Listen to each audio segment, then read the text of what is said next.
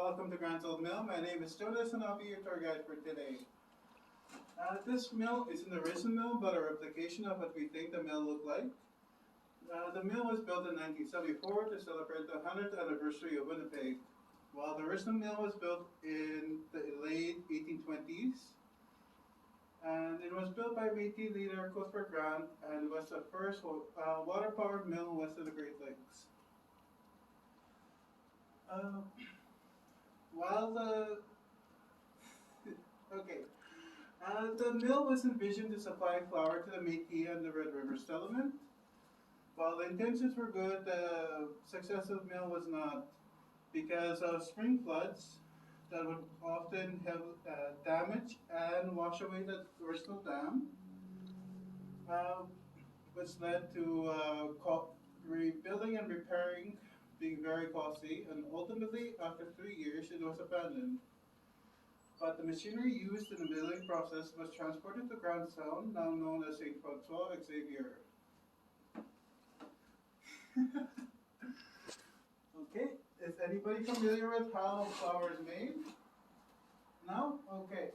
Flours, the process is relatively simple. Flour, grain goes into the top, flour comes out the bottom here. But to be more descriptive, wheat will be poured into a two-way hopper upon the rafters here. And using this lever, I can control the amount of wheat that goes into the grinder's box. Now within the grinder's box are two stones, a bed stone and a runner stone. The bed stone acts as a plate for the falling grains, while the runner stone, powered by machinery, does the actual milling process. And if you look over here, here are two examples of how a runner stone may look like. Within the patterns are these screws, which act as a scissor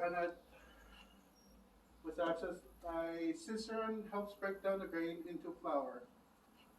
There are different variations depending on the region and the type of grain used, but larger mills like this would use a multi-purpose runner stone for cereal grains. Okay, is anybody here familiar with who Cuthbert Grant was? No? Cuthbert Grant was born in the early 1790s. His father, a Scottish trapper, and his mother, a Métis. He primarily grew up in a northwest trading post called Fort Jablon, which is located south of Comstock, Saskatchewan.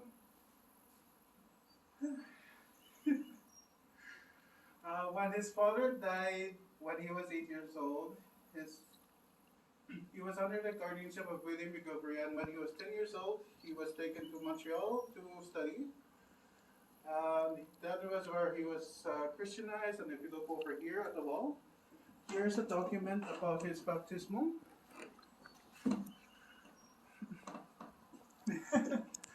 Then afterwards, he was taken to Scotland to further his training, where he was training studies, where he was formally introduced to medicine. Then, when he was 19 years old, he returned back to the West and worked under the Northwest Trading Company. And it was during this time under the Northwest Company that he started to gain more influence amongst his fellow Métis. And then during his time there, he proved himself as a capable leader. However, before I continue on, before Cuthbert Grant, does anybody here know what pemmican is? You there, no? Pemmican is dried meat, dried berries, and flour pounded together to form this energy-rich food. There are different tribes and different regions that make their own different variations, but generally it is the same.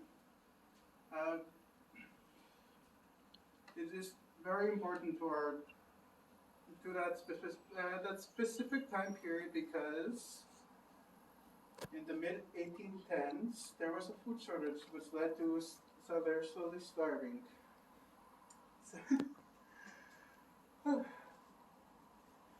while the settlers were allowed to hunt, hunting takes a lot of energy.